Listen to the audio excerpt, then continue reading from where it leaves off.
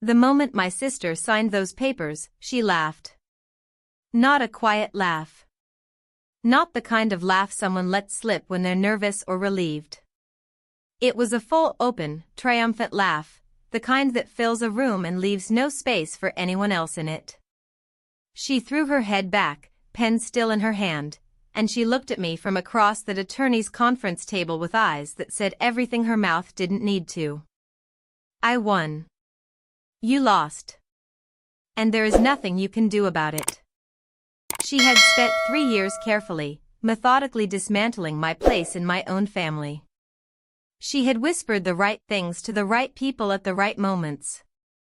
She had turned my parents' love into a weapon and aimed it directly at me.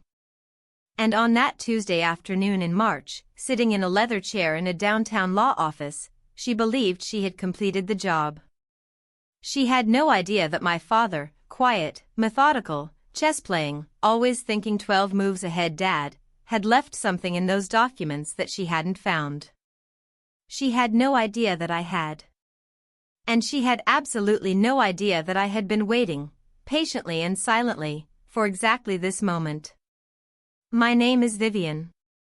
And this is the story of how my sister tried to erase me from my own family, and how my father, even from the grave, made sure she couldn't. Let me tell you about growing up as the second daughter in the Hartwell family, because you cannot understand what happened without understanding the architecture of the world I grew up in. My parents, Robert and Diane Hartwell, were not cruel people. I want to be clear about that. They were loving in the way that people can be loving while still being deeply, fundamentally unfair. They didn't set out to favor one child. They just did. The way water finds its natural course, their attention and pride and emotional investment flowed consistently, reliably, and almost entirely toward my older sister, Serena. Serena was 3 years older than me and everything I was not, or everything my parents noticed that I was not. She was outgoing where I was quiet. Socially brilliant where I was bookish.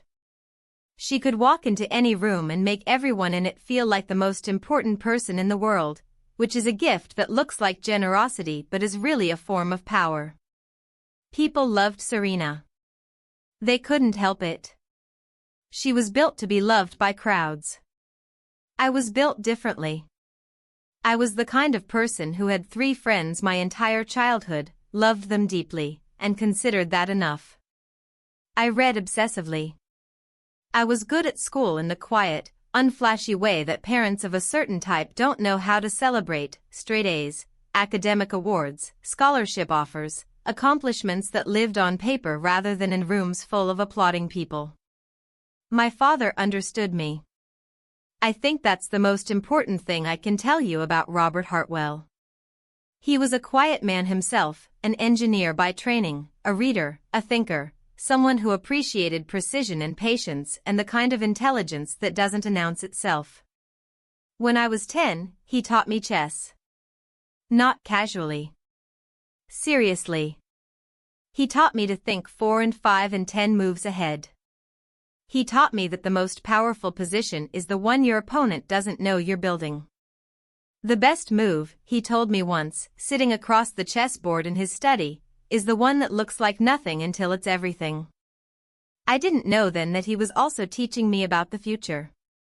My mother adored Serena in the way that certain mothers adore certain daughters, completely, a little blindly, with an emotional intensity that left the rest of us standing slightly outside the warmth.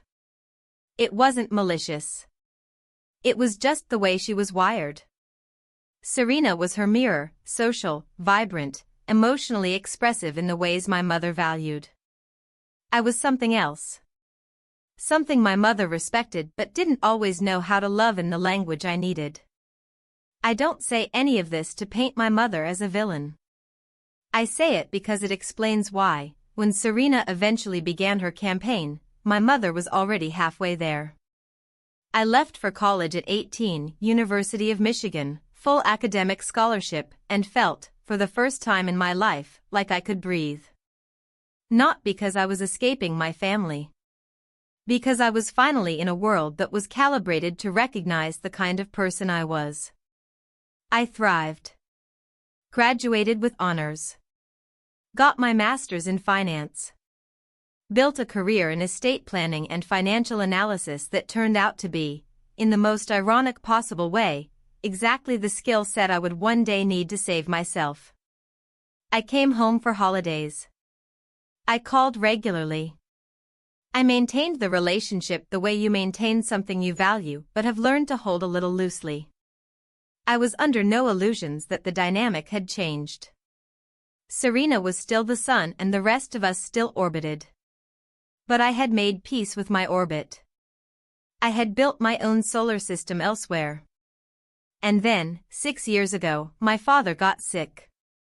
Not suddenly. Gradually. The way serious illness often works, a diagnosis that seems manageable, followed by a period of stability, followed by a slow, undeniable decline that you track through incremental changes in the way a person moves and speaks and occupies space. My father had a heart condition that over 3 years progressed from carefully managed to no longer containable. I moved back home. This is important. I want you to register this. I had a career, an apartment, a life, and I restructured all of it to be close to my parents during my father's illness. Not because I was asked. Because I wanted to. Because my father was one of the only people in my life who had truly seen me, and I was not going to let him decline surrounded by people who loved him but didn't speak his language. I was there for every specialist appointment. Every medication change. Every night he couldn't sleep and wanted to sit in his study and talk about nothing in particular. We played chess. We talked about books. We talked about the business he had built, a commercial real estate firm that he had grown over 30 years into something genuinely significant. And we talked, quietly and directly, about what would happen after. My father was a precise man. He did not leave important things to chance.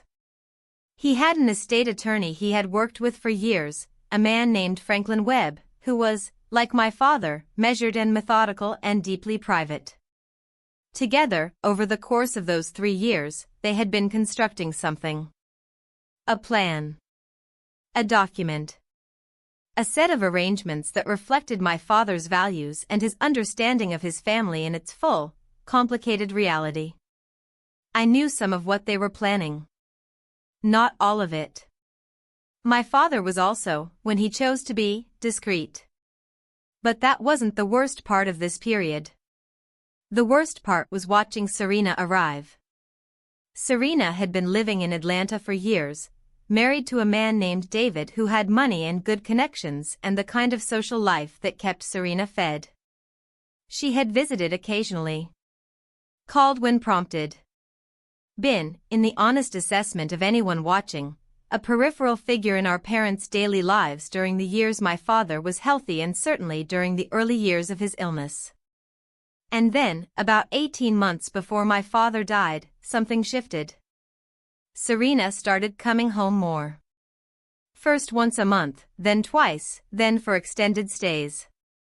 She was attentive to my mother in a way she had never been, organizing outings, cooking meals, being visibly, performatively present. She was warm with my father in a way that was genuine enough to be convincing, because Serena's gifts were always genuine enough to be convincing. That's the art of someone like her. The performance is always grounded in just enough real feeling to fool the people who want to believe in it. But I was watching. I had always watched Serena. You don't grow up as the overlooked sibling of a magnetic person without developing a very specific kind of observational intelligence. I knew her rhythms. I knew when she was present and when she was performing presence. I knew the difference between the laugh she gave to things she actually found funny and the laugh she deployed when she needed someone to feel seen. She was deploying. Constantly. I noticed other things too. Private conversations with my mother that ended when I entered the room. A question she asked my father one afternoon, casual, seemingly offhand, about whether Franklin Webb was still his attorney. A comment she made at dinner about how complicated it must be to run a business of that size, followed by a meaningful look at my mother. I didn't say anything. That's important. I want you to understand that I watched all of this and I said nothing. Not because I was passive. Because I was thinking. My father taught me, the best move is the one that looks like nothing until it's everything. My father died on a Thursday morning in October.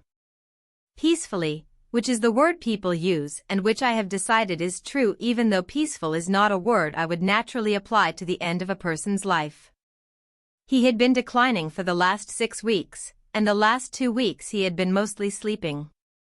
But there was a moment, 3 days before he died, when he was more alert than he had been in weeks. He asked for me specifically. I sat with him for an hour. My mother was in the other room. Serena was downstairs. It was just the two of us, and he was tired but clear, and he held my hand and said a few things I will keep entirely to myself because they belong to me and no one else. But he also said this, Franklin has everything. You'll understand when the time comes. Trust the process, Vivian. Trust the process and don't react too fast. Don't react too fast. I nodded. I told him I understood. I wasn't entirely sure I did. 3 days later, he was gone. The grief was enormous and private and I will not describe it in detail because grief at that magnitude doesn't translate into words that do it justice. What I will tell you is that in the immediate aftermath, I became the person who handled things. The arrangements, the notifications, the paperwork, the catering for the reception, the thank you cards. My mother was devastated in a way that made functioning nearly impossible. Serena was present, in her way. Visibly grieving in the rooms where people could see it. And I was the infrastructure, as I had always been. The estate reading was scheduled for 3 weeks after the funeral. Franklin Webb's office. Formal, professional, a gathering of relevant parties. Me, Serena, my mother, and Franklin. I had thought about that meeting constantly in the weeks leading up to it. I had thought about what my father might have arranged. I had thought about what Serena might have arranged, in those private conversations I had watched from doorways. I had thought about what it might mean that my father had specifically said trust the process. And I had done something, in those 3 weeks, that I told absolutely no one about. I had read. Studied. I was already working in estate planning and financial analysis, but I spent those 3 weeks reading specifically about estate law, about will contests, about the legal mechanisms available when family members suspected manipulation or fraud. I read about undue influence. I read about conditional clauses and trust structures and mechanisms that estate attorneys use when a testator, the person making the will, wants to protect certain outcomes against challenges. I went to that meeting knowing significantly more than Serena expected me to know. I didn't know yet what I would find. But I was ready. Franklin Webb's office was everything my father would have chosen, understated, precise, full of dark wood and good light and the quiet confidence of a man who had been trusted with important things for a very long time. He greeted us with appropriate gravity. Offered water. Seated us around a table that was not large enough for the weight of what was about to happen. Serena sat across from me. My mother sat at the head of the table. I sat with my hands folded and my face very still.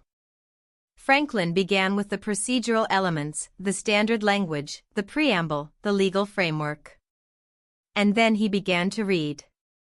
The business, Hartwell Commercial Real Estate, valued at that point at approximately $4.2 million including properties, client contracts, and operational assets, was to be managed through a trust.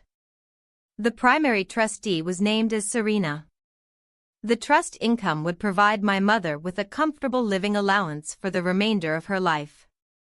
My name appeared in the document for the first time approximately 8 minutes in. As a secondary trustee. Not a co-equal position. a secondary one. With limited decision-making authority. Essentially, a title with very little power. My mother looked at me with something soft and apologetic. She knew, I could see. She knew this wasn't equal, and she felt something about it, but not enough to have prevented it. Serena didn't look at me at all. She was looking at Franklin with bright, focused eyes, and the very particular expression of someone receiving confirmation of something they already expected. And then Franklin kept reading. And this is where things get interesting. My father had included something in the trust documents that Serena had not anticipated. Something that Franklin read carefully, in his deliberate, unhurried way, while the room got very quiet. It was a performance clause. Embedded in the trust, drafted by Franklin, signed by my father 3 years before his death, legally binding and carefully constructed, was a clause that stated the following, in terms I will simplify for clarity. If the primary trustee failed to meet certain defined benchmarks in the management of the trust within the first 3 years, specific financial performance metrics for the business, maintenance of property values, client retention rates, and documented operational competency, then the primary trusteeship would automatically transfer to the secondary trustee. To me. Franklin looked up from the document at the end of this section and said, very calmly, this clause was drafted at your father's specific direction. He was quite clear about its parameters. The room was very quiet. My mother put her hand over her mouth. And Serena looked at the document, then at Franklin, then slowly across the table at me. And I looked back at her with an expression that I had been practicing in the mirror for 3 weeks, which was no expression at all. Completely neutral. Completely still. I could see her recalculating. Could see her deciding this wasn't a problem. She was smart, after all. She was capable. She would meet the benchmarks. Of course she would.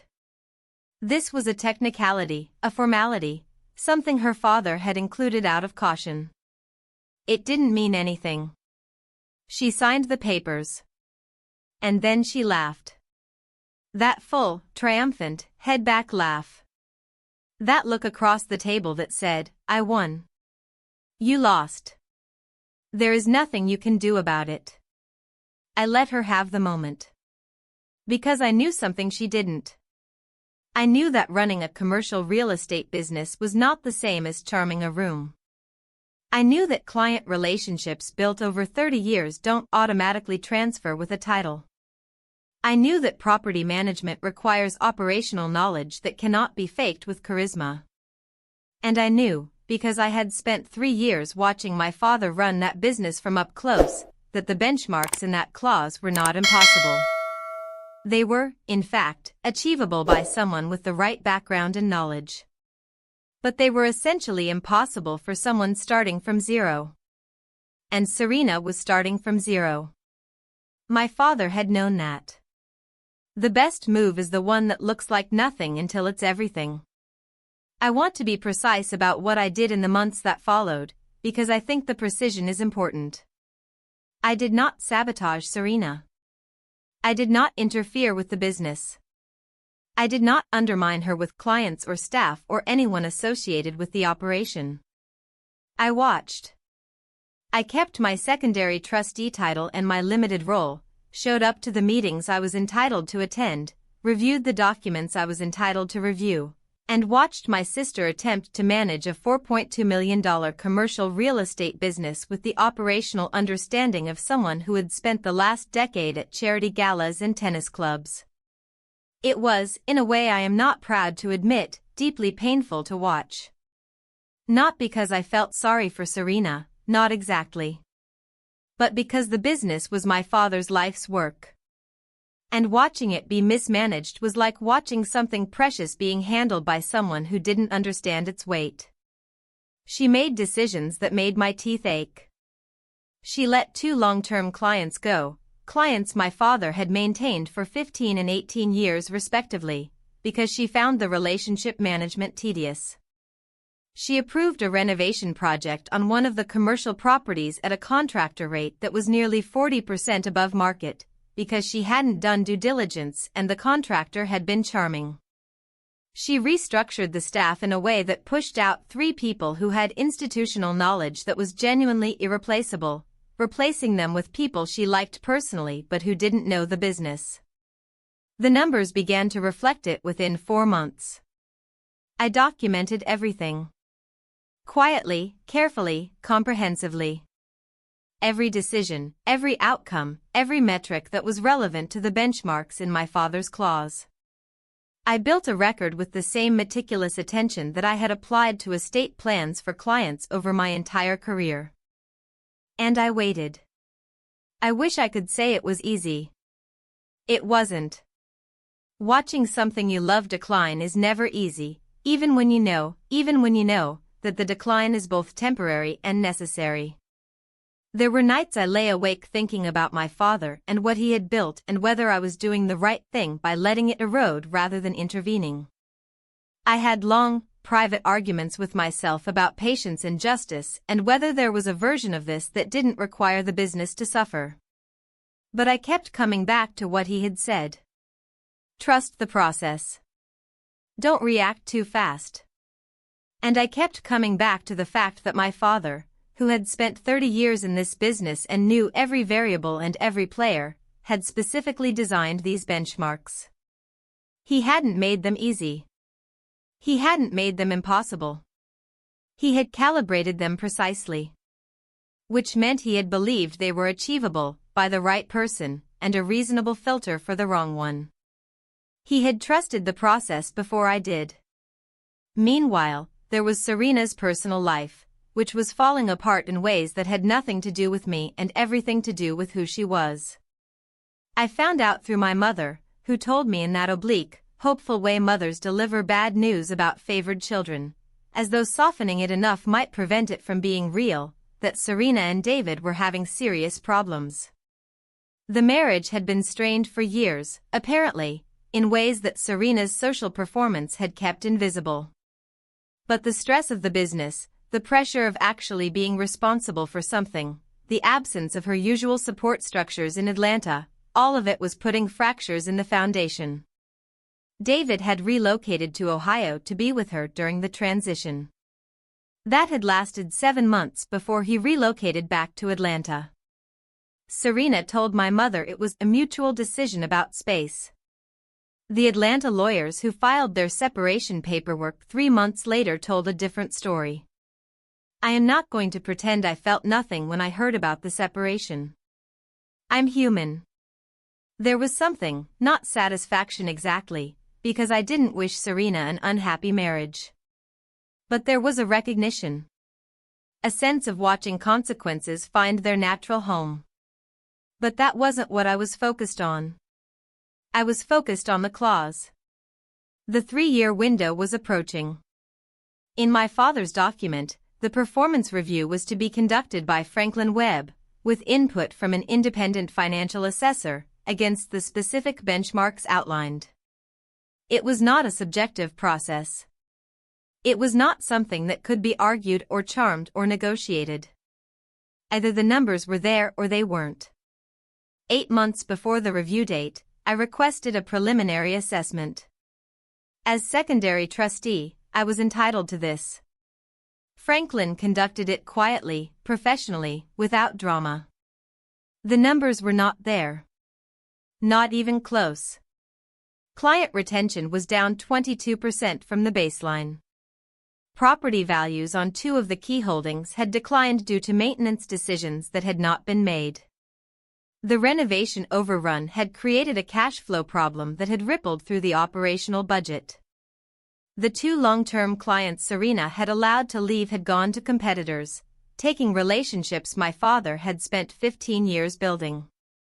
Franklin sent me the preliminary report on a Wednesday morning.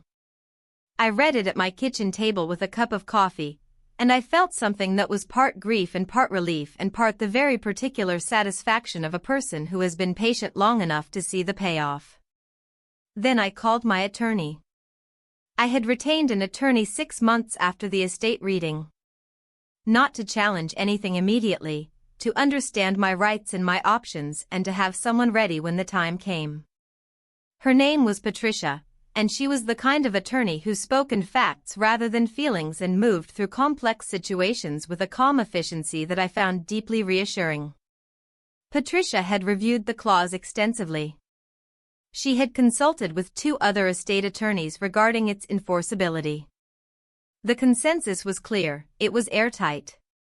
My father and Franklin had constructed it with the precision of men who understood that it might be tested.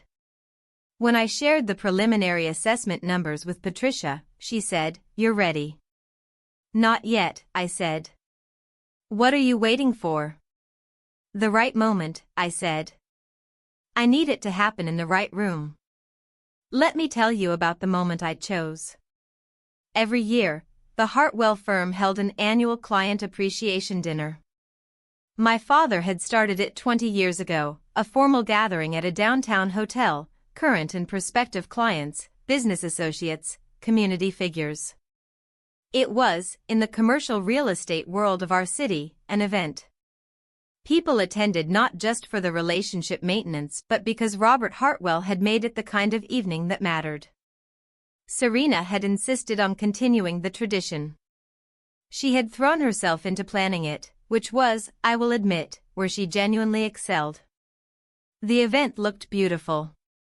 The room was filled with people who had known my father, who were evaluating his successor, who were forming or updating their opinions of the Hartwell business and Serena's stewardship of it. It was the perfect room. I had asked Franklin to schedule the formal performance review, the official, documented one, for the Monday following the dinner. I had asked Patricia to be available that week. And I had prepared a document, a complete, detailed analysis of the business's performance against every benchmark in the clause, that I brought to the dinner in a folder in my bag. But I didn't need the folder at the dinner. The dinner was simply where I needed to see Serena's face. I arrived early. Serena was already there, in a dress that was perfectly chosen, greeting people with that effortless warmth. She saw me come in and something moved across her face, surprise, probably, that I had come at all, followed by a quick reassessment, followed by the social mask sliding smoothly back into place. "Vivian," she said, when the crowd between us thinned for a moment. "I didn't know you were coming." "I was invited," I said. "Secondary trustee."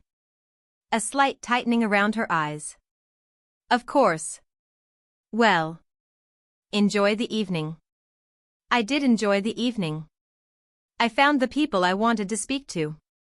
I had conversations with 2 of the clients my father had valued most, men who had known me since I was young, who remembered who I was and what I had contributed during the years I had worked alongside my father before his illness. I had dinner. I listened. I watched. And at the end of the evening, when the room was thinning and Serena was standing near the bar with the loosened energy of someone who feels they've performed successfully, I walked over to her. "It was a beautiful event," I said. She looked at me with something that was almost sisterly for a moment. "Thank you. Dad would have appreciated it," I said. She looked down at her glass. "I hope so." "Serena," I said, and my voice was very quiet and very even, "the formal review is Monday. With Franklin. Patricia will be there on my behalf." A pause. Just a beat. And then, "That's fine. We're well within the benchmarks." I looked at her for a moment. "Long enough." "Okay," I said. And I walked away. I wanted her to have the weekend to believe that. Monday morning. Franklin's office. The same conference table where Serena had signed the papers and laughed 14 months earlier. This time, the room felt different. Franklin sat at the head with the assessment documents in front of him. Patricia sat beside me. Serena sat across from us with the attorney she had hired, a man named Collins who had a good reputation but who had not, I noticed, been given complete information about what he was walking into. Franklin conducted the review with the same deliberate, unhurried precision he applied to everything. He went through each benchmark. Client retention. Property performance. Operational metrics. Financial indicators. For each one, he stated the required benchmark and the actual result. The numbers were read aloud. I watched Serena's face. At first, she was composed. Frowning slightly, the way you frown when you're hearing something that doesn't match your expectations but you're confident there's an explanation. Her attorney was making notes beside her, and I could see him starting to write faster as the numbers accumulated. By the fourth benchmark, property value maintenance, the composure had developed a crack. A very small one. But I had spent a lifetime reading Serena's face. By the sixth benchmark, her attorney leaned over and said something quietly to her, and she shook her head with a small, sharp movement. When Franklin finished reading and set down the document and looked across the table with the expression of a man delivering an outcome he had always anticipated, Serena said, "There must be an error." "There is no error," Franklin said. "The assessment was conducted by an independent firm. The methodology is outlined in Section 4 of your copy." "Then the benchmarks themselves are?" "The benchmarks were established by your father," Franklin said, 3 years before his death. "They were reviewed by 2 independent estate attorneys at the time of drafting and again when the will was finalized. They are not subject to renegotiation." Serena's attorney, to his credit, had gone very still in the way that lawyers go still when they have just understood the shape of a situation they were not adequately briefed on. "What does this mean?" Serena said, and her voice had changed. The performance was gone. This was her real voice, the one I hadn't heard since we were children, before she learned to be who the room needed her to be. Franklin said, "Under the terms of the trust, as specified in Section 7, Paragraph 3, failure to achieve the defined benchmarks results in the automatic transfer of primary trusteeship to the named secondary trustee." He looked at me. "To Vivian." I want to describe what happened to Serena's face in the 5 seconds after Franklin said my name, because it is something I have thought about many times since and because I believe it is the most honest moment I have ever witnessed from my sister. The triumphant certainty she had been carrying for 14 months, the absolute conviction that she had won, that the game was over, that my father's estate was hers to control and I was a minor administrative inconvenience, that certainty just left. Like a light going out. Like a screen going dark. And what was underneath was something so raw and unguarded that for a moment she looked like the girl I had grown up with. Before the performance. Before the strategy. Before everything. She looked like someone who had just understood that the ground she had been building on was not solid. Had never been solid. And that the person who had appeared to be standing beside her in the rubble had actually been standing on bedrock the entire time. Her mouth opened. Then closed. Then she said, very quietly, "He planned this." Not a question. A realization. "Yes," I said. It was the first word I had spoken in the meeting. I had been silent for the entire review, and I had chosen this as the moment to stop being silent. "He knew I would," she stopped. "He knew a lot of things," I said. "He was a very careful thinker."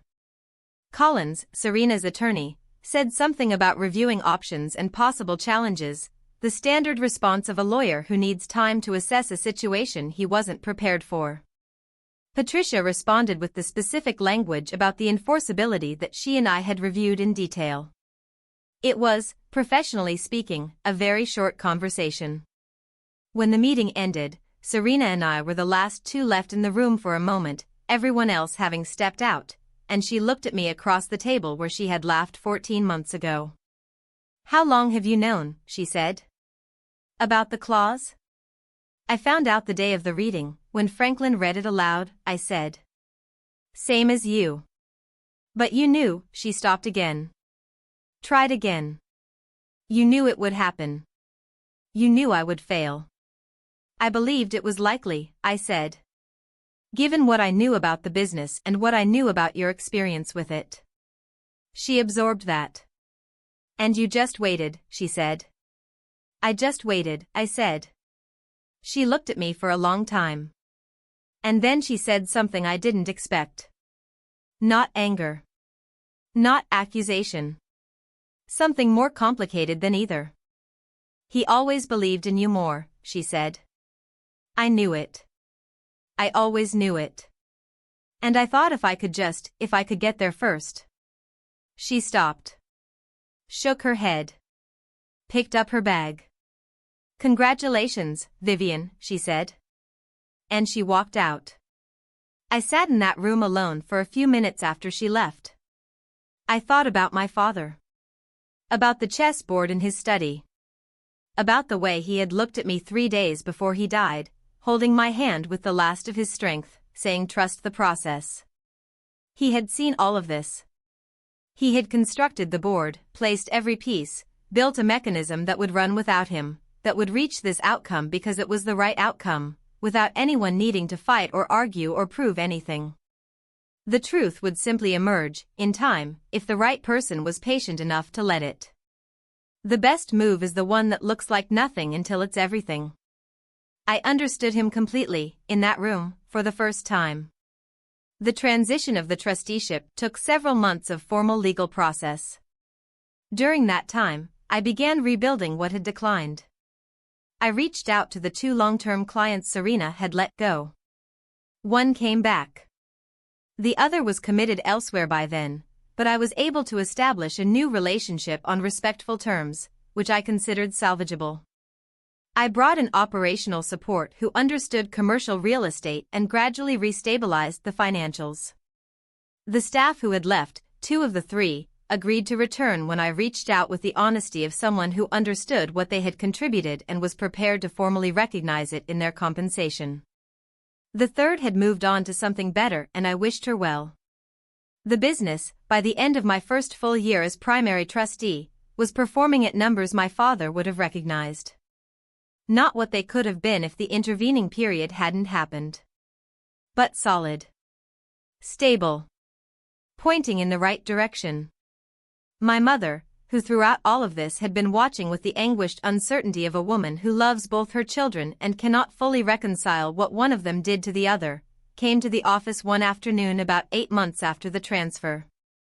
She sat in the chair across from my desk, my father's old desk, the one he had kept for 20 years, and she looked at me with an expression I had waited my entire life to see from her. Not the radiant pride she reserved for Serena's entrances. Something quieter than that, and more valuable. Recognition. He always knew, she said. Yes, I said. I should have known too, she said. A long time ago. I'm sorry, Vivian. I got up from behind the desk and I sat in the chair next to hers, the way I used to sit next to my father when we talked, and I held her hand and I let her say what she needed to say. And when she was finished I told her that love takes different forms in different families and that I had never stopped understanding that she loved me even when the way she expressed it had made me feel invisible. It wasn't everything. But it was honest, and it was real, and it was ours. Serena moved back to Atlanta 8 months after the transfer. The divorce from David was finalized. She started over in some ways, built a life around her actual gifts rather than around the performance of capabilities she didn't have. From what I understand, she is doing something in event planning and social media consulting, which makes sense. Those are real gifts. They're just not the ones that run a commercial real estate firm. We are not close. We are not enemies.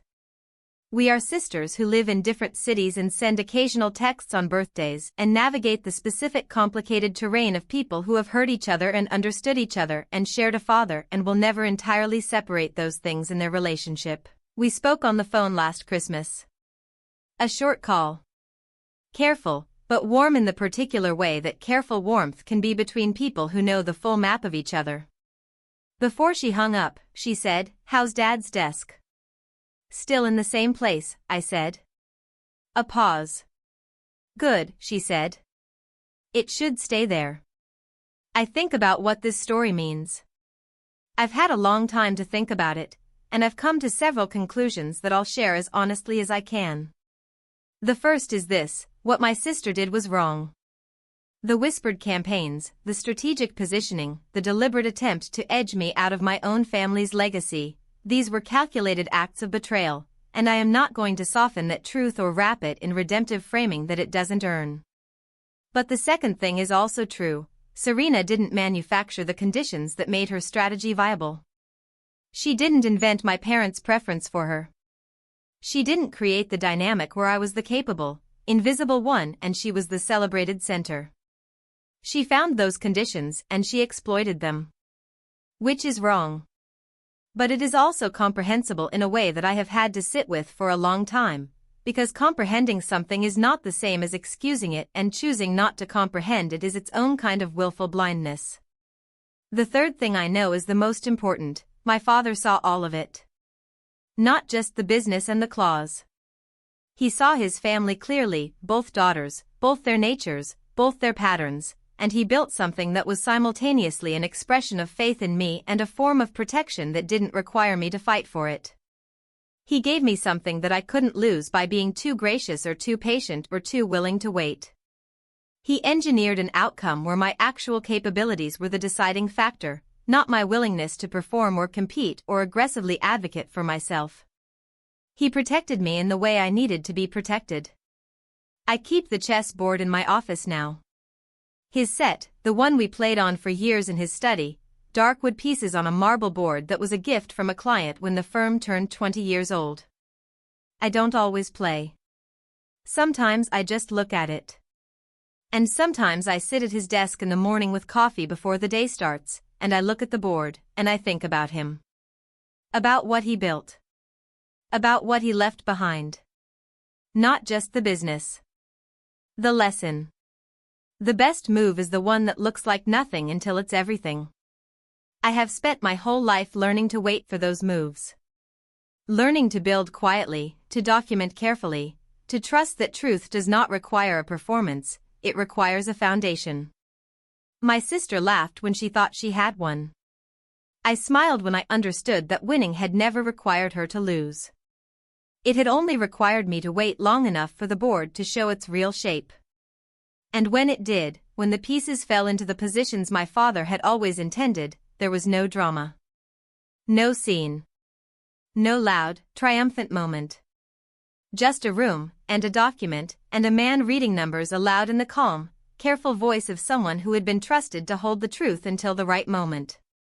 Just justice, arriving quietly, the way my father would have wanted it. The way he designed it. For me.